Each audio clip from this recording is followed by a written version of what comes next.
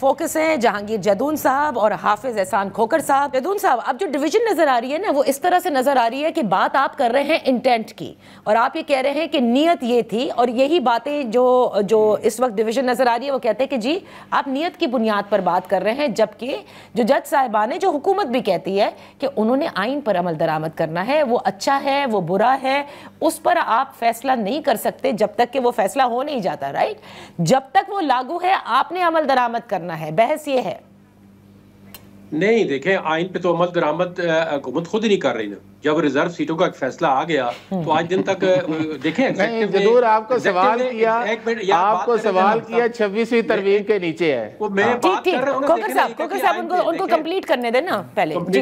دیکھیں آج کل وہ مائٹ از رائٹ والا صاحب چل رہا ہے, ایگزیکٹو کہتی ہے جو کام ہم کریں گے ہم چاہیں گے وہی ہوگا. آئین پہ انہوں نے دیکھا نا, آئین پہ ججز نے ایک فیصلہ دینا ہوتا ہے, ججز کے پاس بندوق تو نہیں ہے کہ وہ امپلیمنٹ کریں گے, وہ تو گورنمنٹ کا ایگزیکٹو اب چاہتی ہے کہ جو کام ان کی مرضی کا وہ آئین پہ امپلیمنٹ کر دیں گے, جو نہیں ہوگا وہ نہیں کریں گے. یہ تو سیدھا کھلا دیکھیں نا آپ, دیکھیں تضاد ہے اور بالکل مطلب ہے فورس کی بات ہے. آج دن تک جو ریزرو سیٹ کا چاہے جیسا بھی فیصلہ آیا تھا, آپ نے ریویو کیا, غلط آیا ہے صحیح آیا ہے, ایک ججمنٹ ہے سپریم کورٹ کی, آج دن تک کیوں نہیں امپلیمنٹ ہوا؟ دیکھیں یہ پورا مائنڈ سیٹ دیکھیں پیچھے جب سے قاضی فائزہ صاحب آئے ہیں انہوں نے کیا کیا ہے. ابھی دیکھیں وہ کہہ رہے ہیں جی وہ گورنمنٹ کہہ رہی ہے ان کو اپنا چیف الیکشن کمیشن بنا دے. یہ باتیں تو صرف ایسی گردش میں ہیں, یہ حکومت کی جانب سے کوئی نہیں, یہ انٹینشن ہے, گردش میں نہیں ہے. یہ دیکھیں پیچھے مائنڈ سیٹ ہے اس کے پیچھے بہت بڑا. یہ دیکھیں نا جو چیزیں پردے کے پیچھے ہوتی ہیں وہ ٹی وی پہ تو آگے کوئی نہیں بتاتا نا. یہ بالکل گردش میں نہیں ہے, ان کی انٹینشن ہے کہ وہ چیف الیکشن کمیشن بنے. جس طرح اب انہوں نے عدلیہ کا ستیہ ناش کر کے گئے ہیں, اس طرح چیف الیکشن کمیشن بن کے آگے جو کوئی تھوڑا بہت رہتا ہے اس کو بھی تباہ کر دیں. یہ اس طرح نہیں معاملات چلتے. دیکھو آپ نے اگر پبلک کانفیڈنس یا پبلک ٹرسٹ لینا ہے کہ عدالت کا فیصلہ ٹھیک ہے یا غلط ہے, ہم تو یہ نہیں کہتے کہ پہلے غلط ہو رہا تھا تو آپ بھی غلط ہو. دیکھیں آپ کو ایسا میکنزم بنائے کہ آپ سب کو ساتھ لے کے چلیں.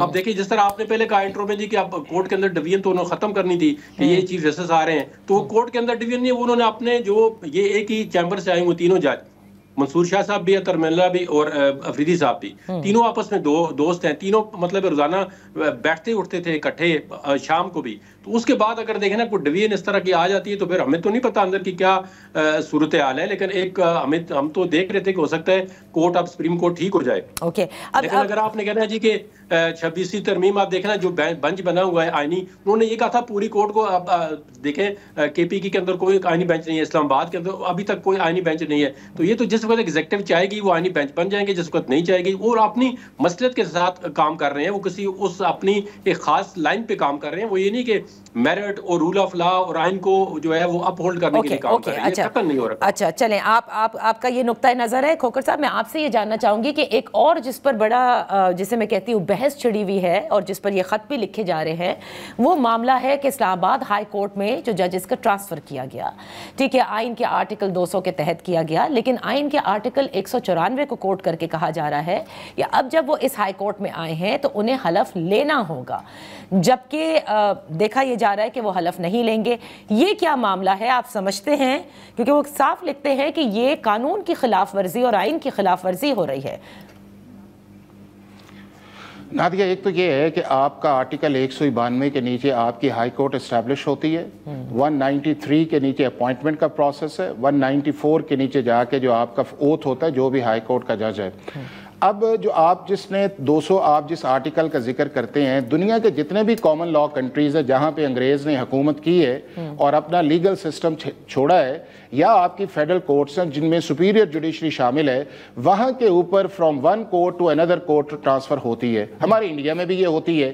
اب اس کے اندر 3 پرنسپل جو ہیں پوری دنیا کے اندر سیٹ ہیں. نمبر 1 پرنسپل یہ ہے کہ ایک ہائی کورٹ سے دوسری ہائی کورٹ کے اندر ٹرانسفر کیا جانا جو ہے یہ کانسٹیٹیوشنل پریروگیٹو ہے اور اس کا میکانزم مختلف ہے. کسی جگہ صرف پریزیڈنٹ اور چیف جسٹس کرتا ہے, کسی جگہ پریزیڈنٹ چیف جسٹس پلس 4-5 ججز ہیں, کسی جگہ جو ہے جو ہمارے ہاں یہ ہے کہ پریزیڈنٹ, چیف جسٹس اور کنسرن جج اور اس کے بعد دوسرے ججز جو ہیں. کسی ملک کے اندر کسی جگہ یہ نہیں ہے کہ جج کی کانسیپٹ لینی ہو, تو یہ پروسیس پوری دنیا کے اندر ہے جہاں پہ آپ کا سپیریئر جوڈیشری کا کانسیپٹ ہے. نمبر 2 اس کے اندر یہ ہے کہ جج جو ہے آپ سے باتیں کر رہے ہیں 194 جو ہے, پوری دنیا کے اندر کوئی ایک آپ ایگزامپل دکھا دیں کہ سپیریئر جوڈیشری سے ایک جج ٹرانسفر ہو کے دوسرے کورٹ کے اندر گیا ہو اور اس نے اوتھ لیا ہو. آپ کا انڈیا ہے، برطانیہ ہے، امریکہ ہے، آسٹریلیا ہے، یو کے ہے، اس کے بعد آپ کا برازیل ہے، جرمنی ہے، سب جگہوں پہ کوئی ایک بتائیں کہ جس کے اندر ہائی کورٹ جیسی جوڈیشری اس کو تو کوئی نہیں کیوں بنائے نا. تیسرا یہ ہے کہ سینیورٹی کا پرنسپل یہ ہے کہ آپ کی سینیورٹی جو ہے جب آپ کسی بھی کورٹ کے اندر اپوائنٹ ہوتے ہیں، یعنی کہ ہائی کورٹس جو ہے تو ہائی کورٹس کی پوری کنٹری کی آپ کی سینیورٹی جو ہے وہ ڈیٹرمن ہوتی ہے. انڈیا کے اندر بھی اس طرح ہے، برطانیہ سب ملکوں میں اس طرح ہے، اور انڈیا کی 4 ججمنٹ اس کے اوپر آ گئی ہیں کہ اگر کوئی جج جو ہے وہ ٹرانسفر کیا جاتا ہے نہ اس کی سینیورٹی ایفیکٹ آئے گی، نہ اس کو دوسرا اوتھ لینا پڑے گا، اور نہ ہی اس کی جو ٹرم اینڈ کنڈیشنز ہیں اس کو ڈکلائن یا منیمم کیا جائے گا. صاحب یہ article 194 of the constitution of Islamic republic of Pakistan, جس میں یہ لکھا ہے کہ before entering upon office chief justice of a high court shall make before the governor any other judge of the court shall make before the chief justice oath in the form set out in the third schedule. تو یا تو آپ یہ کہہ رہے ہیں کہ اس میں ابہام ہے، پھر یہ خاموش ہے، اس کو اور ذرا بہتر طور پر ایک منٹ اس میں پھر اسپیل آؤٹ کر دینا چاہیے تھا نا کہ اگر آرٹیکل 200 کے تحت کسی بھی جج کو ہائی کورٹ کے اندر ٹرانسفر کیا جا رہا ہے دوسری، تو اس کیس کے اندر دوبارہ اوتھ نہیں لینا ہوگا. یہ بات ہے جو پوچھی جا رہی ہے. نہ اب سن لیں، دیکھیں لا کا یہ ہے کہ لا کا آپ نیگیٹو انفرنس نہیں نکال سکتے کہ جی یہ لکھا جانا چاہیے تھا.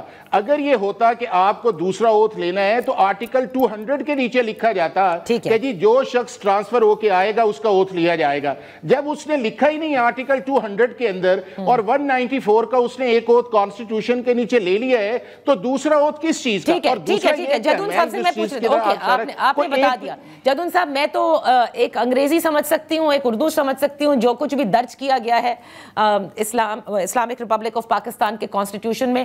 اب آپ بھی ذرا اپنی مرضی سے اس کو انٹرپریٹ کر کے بتا دیں، کیونکہ ہم سب اپنی مرضی سے انگریزی اردو سمجھتے ہیں. وہ کہتے ہیں ضرورت نہیں ہے ورنہ لکھ دیا جاتا آرٹیکل 200 کے اندر. نہیں، میں اس پہ آپ کو بتاتا ہوں، لیکن پہلی بات یہ ہے کہ کیا یہ اسلام آباد ہائی کورٹ کے اندر 3 جج ٹرانسفر کیے گئے ہیں، کیا ریزن دیے، کیوں ٹرانسفر کیے ہیں؟ اب یہ دیکھیں نا، آپ آئین میں تو یہ بھی لکھا ہوا ہے کہ آپ سستا اور فوری انصاف جو ہے ہر بندے کو پاکستان میں پہنچائے گا. کیا یہ پاسبلٹی ہے؟ کیا پریزیڈنٹ اور جو گورنمنٹ ہے یہ کام کر رہی ہے اس پہ، یا پہلی گورنمنٹ نے کام کیا ہے؟ اب دیکھیں نا، ایک چیز کو آپ پکڑ لیتے ہیں جب آپ نے مرضی، اب اس کی کیا ریزننگ اور ٹائمنگ دیکھیں اس کی کیا ہے، سب دنیا کو پتا ہے. اب یہ دیکھیں نا، یہ تو بڑی ڈس آنیسٹی ہے کہ ہر آدمی کو پتا تھا کہ یہ عامر جدون صاحب حلف کا بتائیں نا، اصل مسئلہ تو یہاں پر اٹکا ہوا ہے کہ حلف لینا نہیں لینا.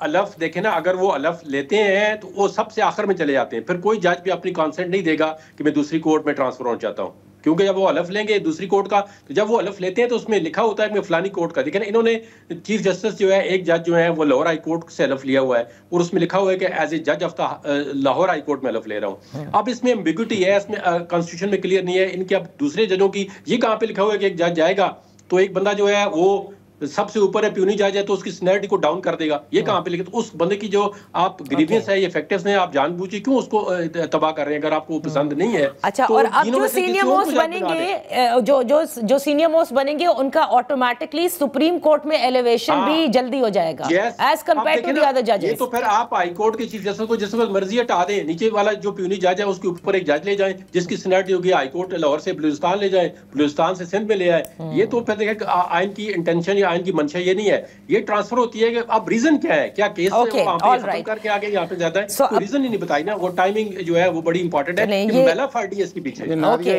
جی I have to close the show. Khokhar صاحب، آپ نے بھی اپنا پورا پوائنٹ آف ویو دے دیا. چیز یہ نادیہ، صرف چیز کو انٹینٹ یا ٹائمنگ یا اس پروسیس کے اندر جا کے کہنا کہ میلا فائڈی ہے، یہ کوئی لیگل یا کانسٹیٹیوشنل جسٹیفیکیشن کا آرگومنٹ نہیں ہے.